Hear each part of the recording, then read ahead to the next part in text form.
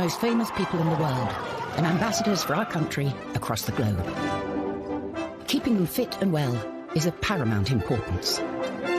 In this revelatory hour, we reveal the royal health secrets. From royal birth... In fact, when she had Prince Charles, the Queen actually had a caesarean section. ...to royal death. For somebody who was very glamorous, it was a very sad ending to her life. From the secrets of Diana's bizarre health regime. She loved cupping. We used to do cupping on her at least once a week. To the Queen's life-saving emergency kit. There is always a Royal Navy surgeon travelling with them, as well as the matching blood. And the outrageous fertility bed of King George IV.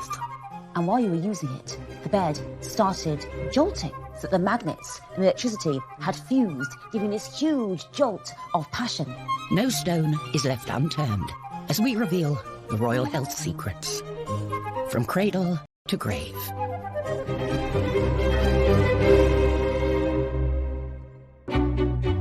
The royal family lead lives of jaw-dropping luxury and glamour in return for carrying out their duties. And there's one duty that's more important than any other. It can certainly be argued that the most important role of the royal family is to keep the royal family going. That means producing heirs and making sure that they produce heirs. The nation's rejoicing is marked by a salute of guns. Her Royal Highness is the proud and happy mother of a prince. The first stop on our tour of royal health, birth. Prince Harry dozed, behaving impeccably. We're used to royal babies born in private hospital wings and paraded in front of global press. But it was a different story. The Queen gave birth to Prince Charles in 1948.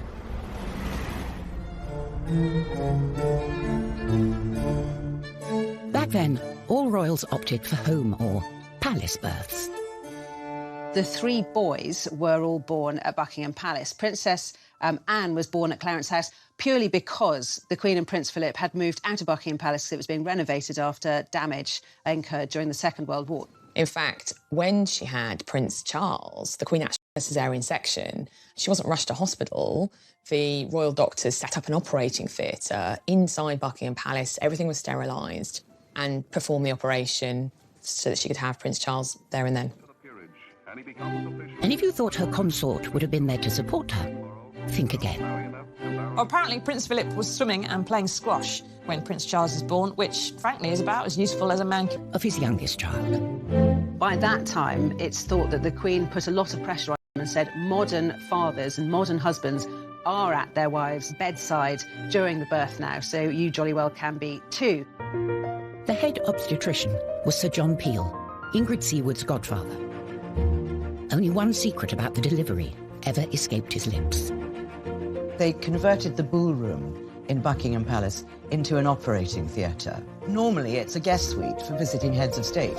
And it was all going a bit slowly, and the faces were very long. And Prince Philip walked in. And so, as it is Prince Philip's wont to make these kind of jokes, he said, and to think that last week, General de Gaulle was having a bath in here. And that sort of broke the ice, and everybody laughed. In those days, there was no rush to display the baby. There are some very sweet pictures of the Queen in bed, cuddling the baby Prince Edward, and next to the bed are her older children, Prince Charles and Princess Anne, and that group picture of the four of them shows, I mean, Edward was at least a couple of days old by this point, but the Queen was still in bed, kind of in confinement.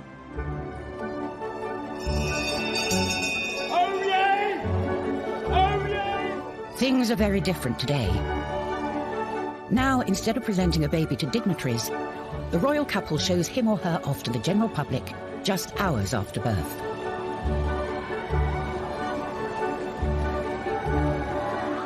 And this is where it usually happens. The Lindo, a private wing of an NHS hospital close to Kensington Palace.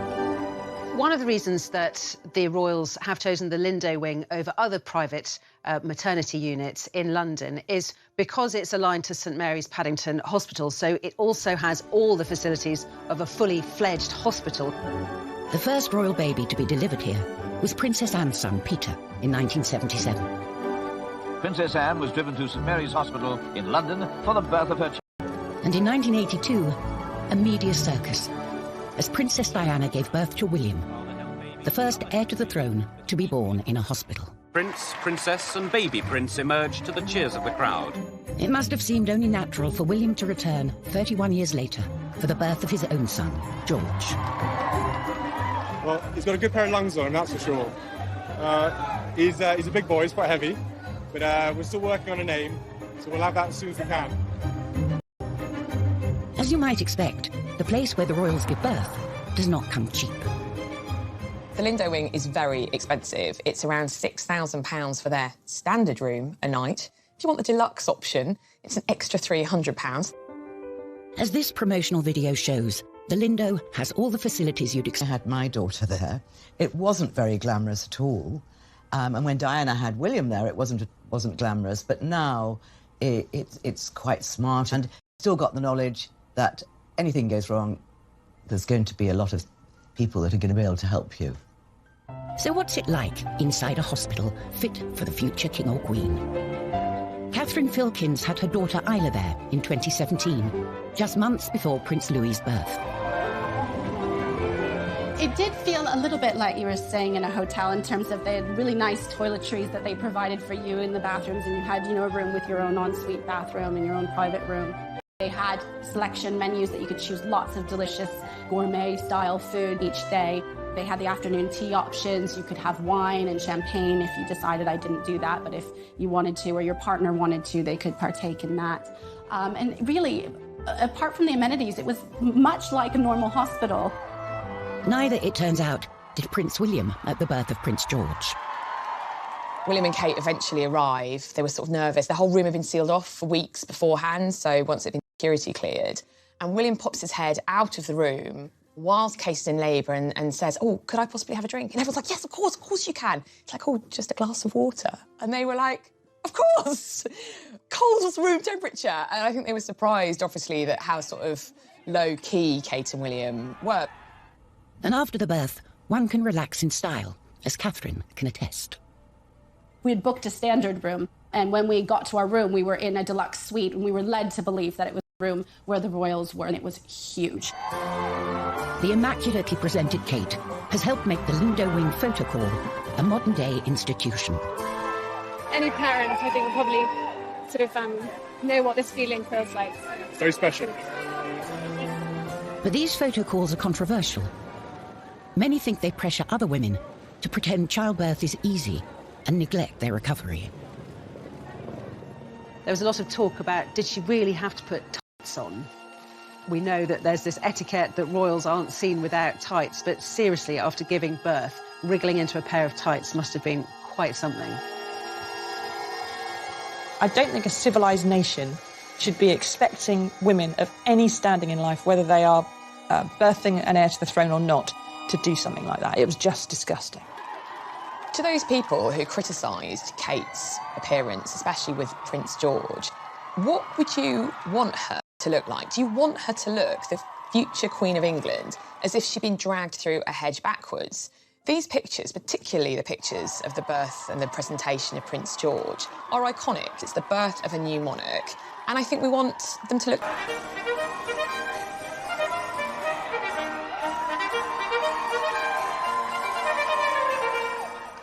Coming up, the secrets of George IV's outrageous fertility bed. The bed started jolting so that the magnets and the electricity had fused, giving this huge jolt of passion. And how the Queen's health is protected wherever she goes. There is always a Royal Navy surgeon travelling with them, as well as the matching blood.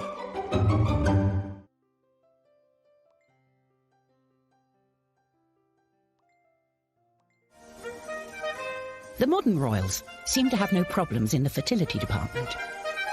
However, back in 1779, King George IV sought some help from an upmarket fertility aid, the celestial bed. In 1781, James Graham, a sex doctor, a quack, a health doctor, he opened the Temple of Hymen in the Strand, and he sold time on the celestial electrical throne, he sold electrical pills, electrical cream, and he also sold a night on the celestial electrical bed for the huge sum of £50.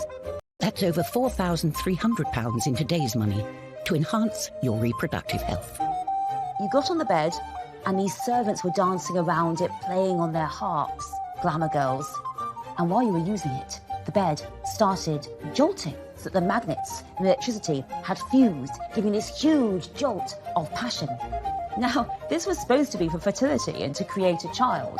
I'm afraid to say that lots of people used it just to have fun, including the future George IV, the Prince of Wales, who apparently went on there with his mistresses for a wild time. From fertility to vitality. Far from the quack doctors behind George's celestial bed, the modern royals have constant medical attention of the highest quality, and doctors at their beck and call.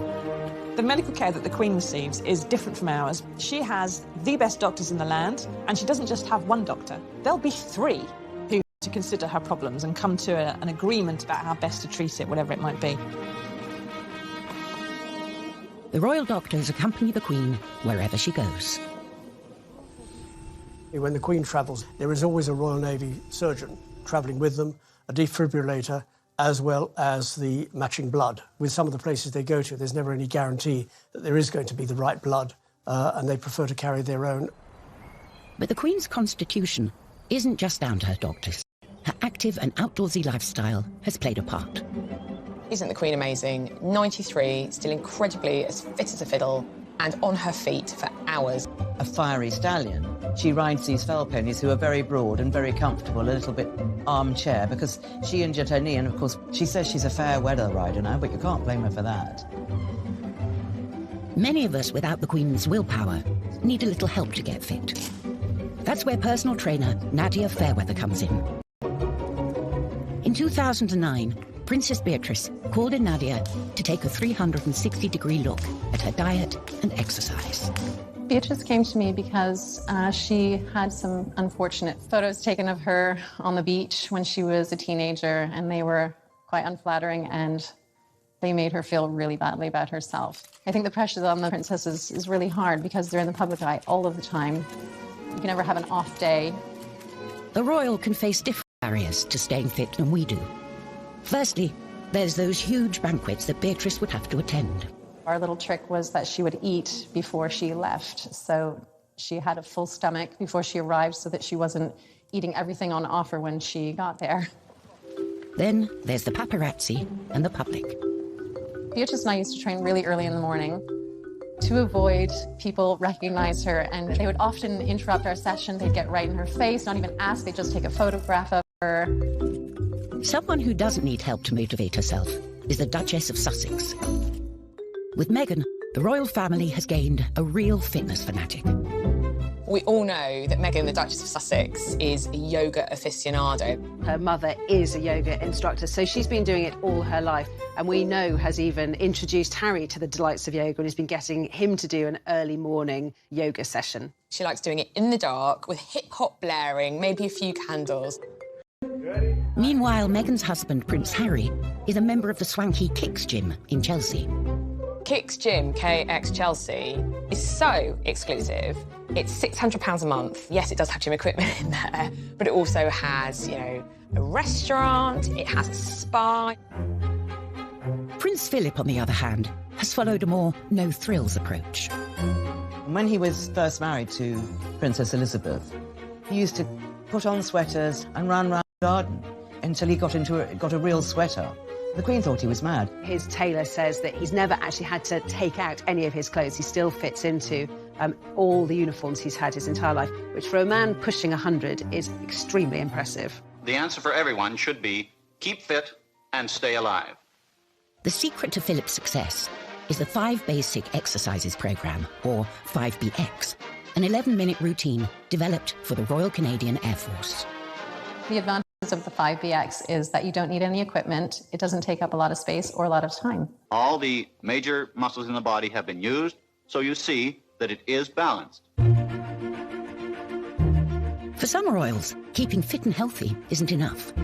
They like to take matters into their own hands, using alternative therapies to treat themselves. The royal family for many, many generations have been fascinated by homeopathy, by alternative therapies, by the occult. Prince Charles is a passionate advocate of homeopathy, and in 2019, controversially, became patron of the Faculty of Homeopathy. He's absolutely devoted to it, and it's one of the weaknesses that people see in his critical thinking. Homeopathy is based on the principle that a substance that causes a symptom can also cure that symptom. Britain's most senior doctor, Dame Sally Davis, said she was perpetually surprised homeopathy was provided on the NHS and branded it as rubbish. In 2017, NHS England stated that no GP or prescriber should be providing it at all. However, the British Homeopathic Association maintains that a growing body of published research in good quality peer-reviewed journals shows that homeopathy has a positive effect.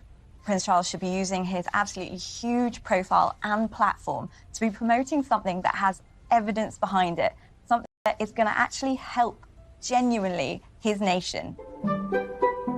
Famously, the biggest advocate of alternative therapies in the royal family was Princess Diana. That is liver meridian, take away all your tension. Dr. Lily Howyu is an acupuncturist who treated Diana for stress and anxiety from 1996 until her death. She come 1 week, at least about 6 months. And after that, you know, even after 1 month, and she kept telling me, she said, Dr. Lily, I never feel as good as now physically. Acupuncture really can help her to calm her down, to give her more energy. And also, she said before, when she faced problem, she easily to break a tear and then lose her temper. And now she just face it. Princess Diana always said, if it can help me, it of course can help other people with similar problem like me. But Princess Diana didn't stop at pins. In his Marylebone clinic, Nish Joshi is practicing an Eastern therapy called cupping. She loved cupping. We used to do cupping on her at least once a week. What you're trying to do is you're improving the flow of blood into a tissue by creating a vacuum to therefore allow detoxification of... At the time of her separation from Charles. Anish took her holistic health in hand, from cupping, osteopathy, and nutritional advice to cognitive behavioral therapy. Visualization exercises, starting to get her to sort of understand how to meditate, how to start creating a more positive attitude as well. I remember once going into her bathroom and around her mirror, she had Post-it stickers with little positive messages on there. And I just thought that was really amazing that, you know, she herself used a lot of positive affirmations to motivate herself on a daily basis. Nish's relationship with Diana was more than that between most therapists and patients. I mean, sometimes on a Sunday, she would just come over and we would just cook lunch together and just flop and, you know, watch TV, and it was fun. While many people thought Diana pursued fads, Nish thinks she was simply ahead of her time. Diana was really a sort of a trendsetter. She was exploring more natural approaches to her own well-being. Alternative therapies weren't just for modern royals. From Henry VIII's gammy leg to Queen Anne after she had a fit, bloodletting was a favourite medical treatment for 2,000 years. Royalty would be bled at home, but the public might come here, the Old Thomas Hospital, London, now a museum. Bloodletting was used for pretty much everything, from acne, cholera, cancer, smallpox, tuberculosis, herpes, insanity, the plague. Bloodletting was also used for kind of severe hemorrhaging, so maybe everything from a nosebleed to extreme menstruation. And in childbirth and before surgery, people would be often bled to reduce inflammation. For much of history, leeches were the method of choice to get rid of all the bad blood, royal or otherwise. This leech is a European medicinal leech. It has 3 jaws in a shape of a Y, and each jaw has about 125 teeth in each jaw. And it actually saws its way in as opposed to a very sharp bite. Carl picks a leech similar to ones which have been used for centuries on the likes of Henry VIII and George III. This little leech will probably take on between 1 and 3 mils of blood. You can actually just feel the jaws working a little bit, and then when it drops off, the anticoagulant will carry on working for the 10 hours until it'll just slowly keep dripping blood. Carl is lucky the leech is just on his leg. Rumours abound of sexually transmitted infections running rife in royal circles. There's also a case of a gentleman coming into this hospital with gonorrhea. One of the consequences was that it caused one of his testicles, they don't say which one, to swell up to the size of a tennis ball. And it was the overall application of 120 leeches, not all at the same time, placed on that part of the body to reduce the swelling. Until recently, if a king or queen needed an operation, they didn't go to hospital. The hospital came to them. In the past, most wealthy people would have been treated in their homes. They would have given birth in their homes, they would have died in their homes, and the idea of going to a hospital was absolutely anathema because that's where the poor went. And instead, in this case, the doctors would come to them. And that was the case in 1951, when the Queen's father, George VI, underwent a serious operation. It took place in the ballroom of Buckingham Palace, the same place Elizabeth II would deliver 3 of her children. At the Association of Anaesthetists, they have the equipment used in this high-profile and risky operation. This is an ECG machine or electrocardiogram, and it's designed to monitor the heartbeat. It's the quickest way to see if your patient's doing okay or if they're in trouble. In the 1950s, very few hospitals would have had such sophisticated equipment, so the king really did get treated like a king. The king had lung cancer at the time. He was a very heavy smoker, and the operation was to remove one of his lungs, so it was a very serious operation. The assistant anaesthetist on the day was Dr. Cyril Skerr.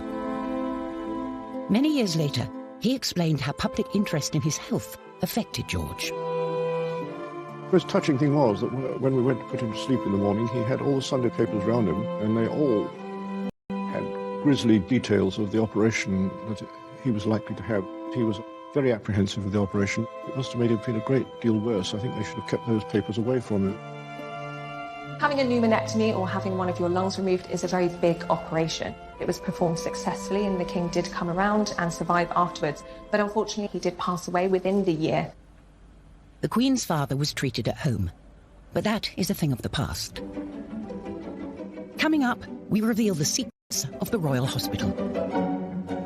It's like a posh hotel, really, with kind of operating theatres. And the family medical secrets they kept hidden. His brother, the future Edward VIII, said, "Who's more of an animal than anything else? He's the royal family's dirty little secret."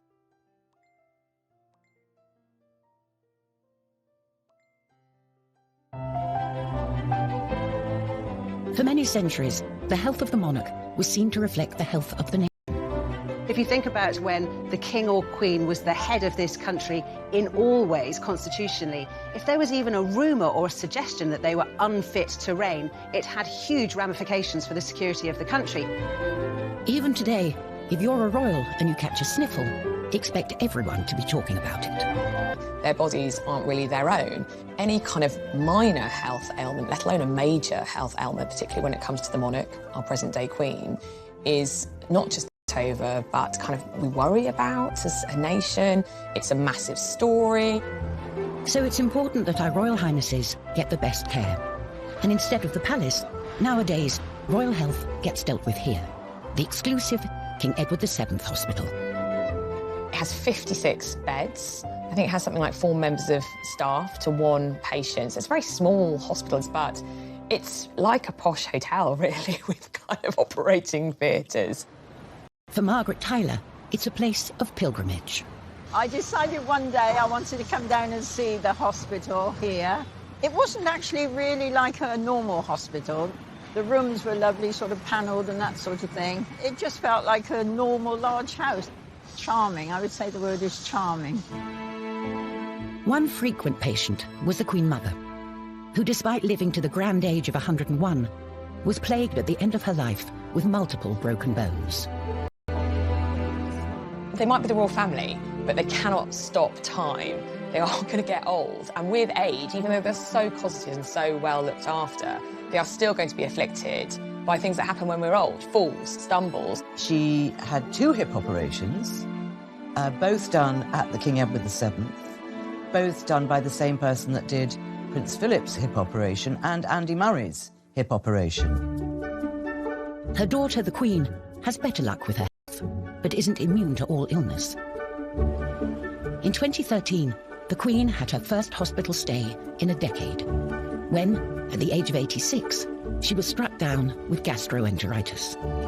Gastroenteritis is mainly vomiting and diarrhea. You can also get other symptoms like stomach cramps, fevers, muscle aches, loss of appetite. For most people, it goes away in a few days without any treatment, but in the elderly, it can be severe and it can be bad enough to get them hospitalised. When the Queen was hospitalised in 2013, it did cause a big shock because she's so famous for being in good health and not giving in to anything, and certainly not cancelling any trips. She had to cancel not only some domestic trips, but a trip to Rome and Italy as well. That the Queen is so rarely ill and that she recovers so quickly, to me, is testament to her baseline health. It's so impressive that she just bounces back as well as she does.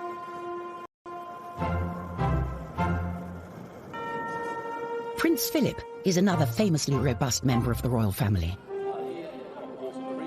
But by the time he reached his 90s, even his health was beginning to fail. For about 4 hours in good old English drizzle in the middle of the River Thames, he was taken to hospital with a bladder infection.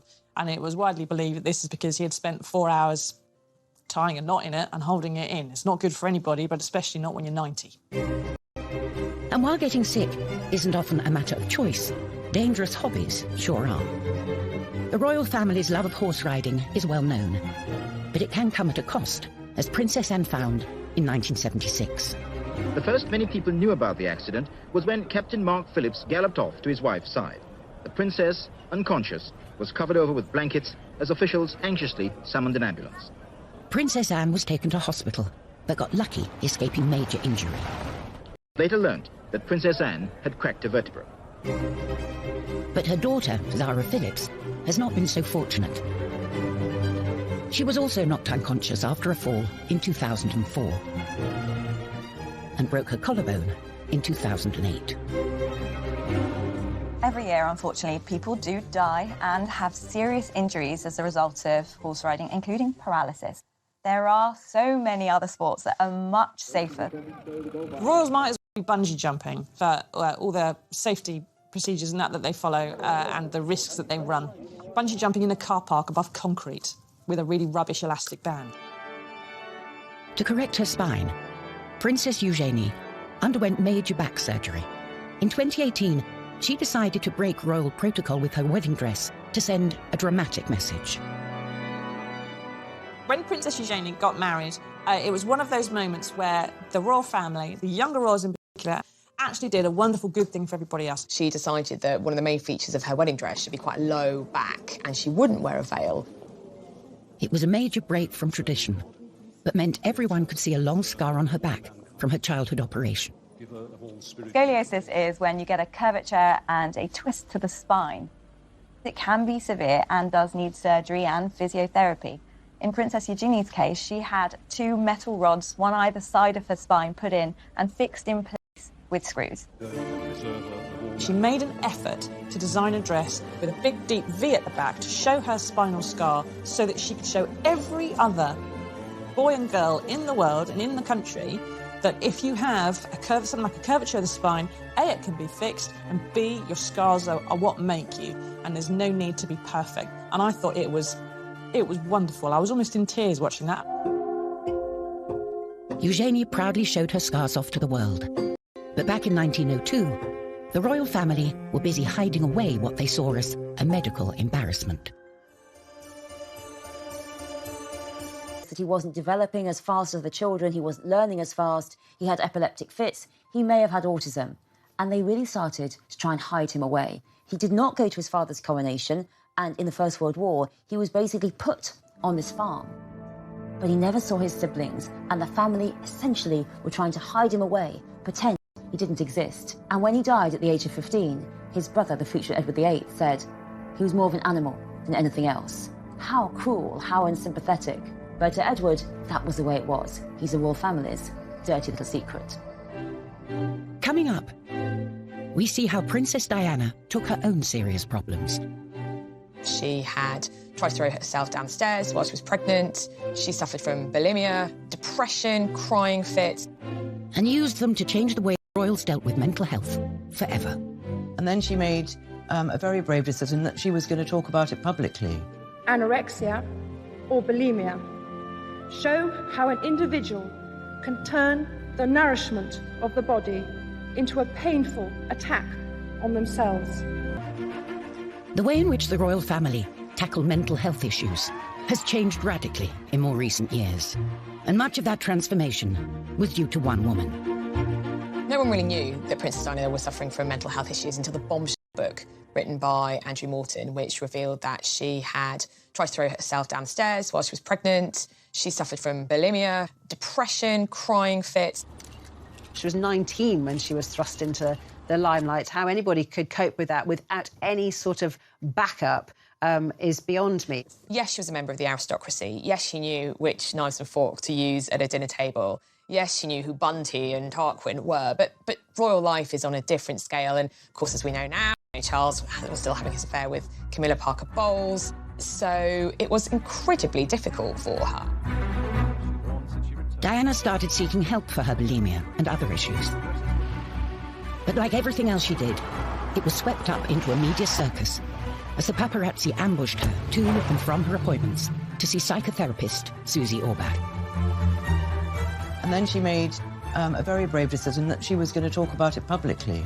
Anorexia, bulimia, show how an individual can turn the nourishment of the body into a painful attack on themselves. She told me that when she gave the interview to Panorama and talked about bulimia, and she said she had so many letters saying, "I'm so glad you talked about it so openly." Because, you know, we talk about all these things very, very openly now, but go back, 25 years and people didn't.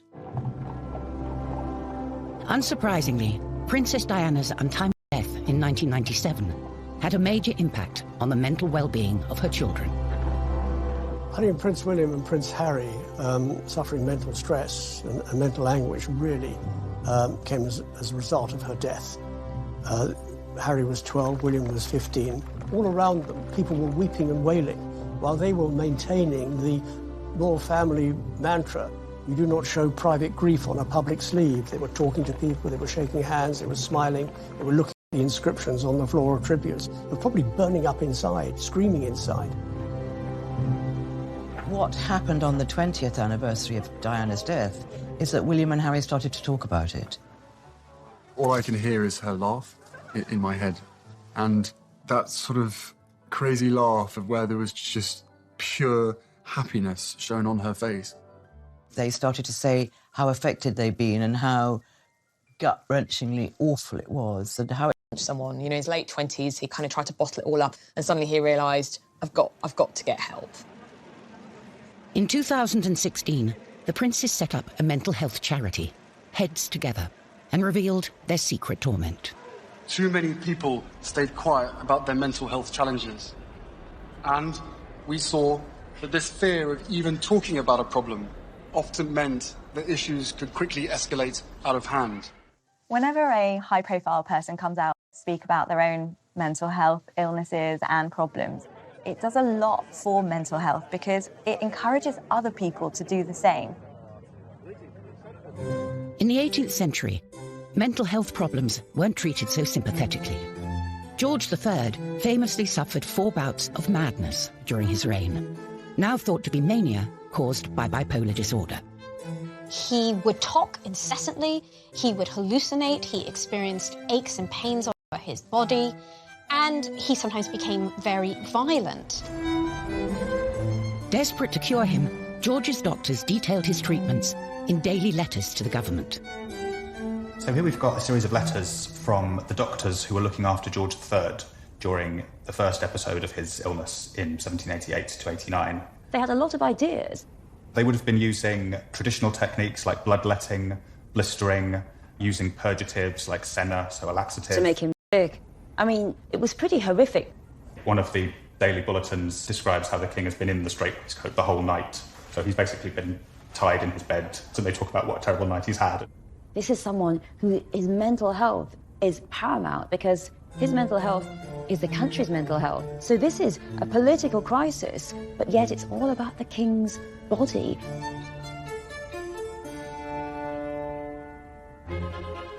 Another long-lived monarch who probably suffered from mental health issues was Queen Victoria.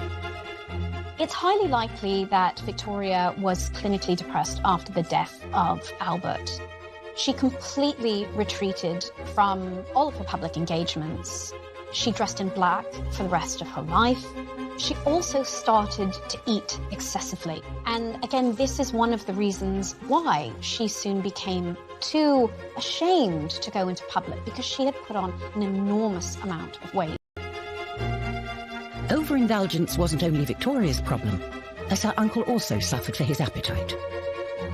George IV was a man of decadent tastes, and definitely didn't have an exercise regime. Historian Kate Williams has come to his pleasure palace, the Brighton Pavilion, to find the evidence. So, Martin, what have we got here? So these are... His breeches, 3 years before he died. I mean, these are absolutely huge. What size are these? So these are 54 inches around the waist. I mean, the average man now is probably... 34. 34, so a 1 3/4 of an average man. Exactly, yeah. Into here. His breakfast consisted of 2 pigeons, 3 beefsteaks, 3/4 of a bottle of Moselle, a glass of brandy, a glass of champagne, and this was just for breakfast. No Weetabix for George. No Weetabix, no vegetables, no Weetabix, no help. And he was in such chronic pain. He had so many illnesses, even from a young age. George's appetite led to multiple health issues, including gout, hardening of the arteries, and dropsy, which all cause more problems. The gout led to cataracts, meaning he was practically blind by the end of his life, and his hands got so full of liquid, he was unable to hold even a pen. There was a point his physicians actually said, because he was so large, that actually any exercise he did would have actually been quite damaging to his health. By the end of his life, he had to sleep sitting up to avoid being suffocated by his own weight, while doctors regularly tapped his abdomen to drain excess fluid. This is the reality. A man who had had a life of excess, and his health was... Shot. Absolutely shot to pieces. Yeah. Wow. It really brings home that one of the worst threats to a monarch's health is actually his own indulgence. But George IV wasn't the only royal who fell foul of their decadent lifestyle. The Queen's sister Margaret died in 2002 at the age of 71 after enduring years of bad health. Poor Princess Margaret, a lifetime of hard living finally caught up with her. All that drinking finally caught up with her. She scalded her feet in a shower, moustique. I mean, she didn't realise that the water was so hot. I mean, she literally was so hot it scalded her. That was a sort of led to more and more medical problems with her. Migraines, laryngitis, bronchitis from all the smoking, hepatitis, pneumonia, not forgetting the 3 strokes. For somebody who was very glamorous, somebody who enjoyed life, to suddenly be confronted with burns that you don't quite get over, to have a number of mini strokes you don't quite get over, it was a very sad ending to her life. Thankfully, her sister the Queen is much healthier. And just as well, when we've seen how the health of the monarch has been synonymous with the health of the nation for most of British history. The monarch is if the monarch is strong and healthy, the state is strong and healthy. We still wait with bated breath for every royal operation and celebrate every royal baby. And to many people, what happens to a royal body is almost as important as what happens to their own. It's always that kind of dichotomy. They're like us, but they're not like us. They live in palaces and drive around in carriages and have every kind of luxury that life could ever throw at them. But on the other hand, they are just like us because they still need hip replacements, have knee trouble, they break wrists, and so it kind of shows that they are just still like us. We have a very strange psychological connection to the royal family, as though they are our own family in some way. And so when their health suffers, we really care and we really are interested in it. Many people do look up to the royal family and they want them to be more beautiful than us, better dressed than us, sparklier jewels than us, and have better health than us.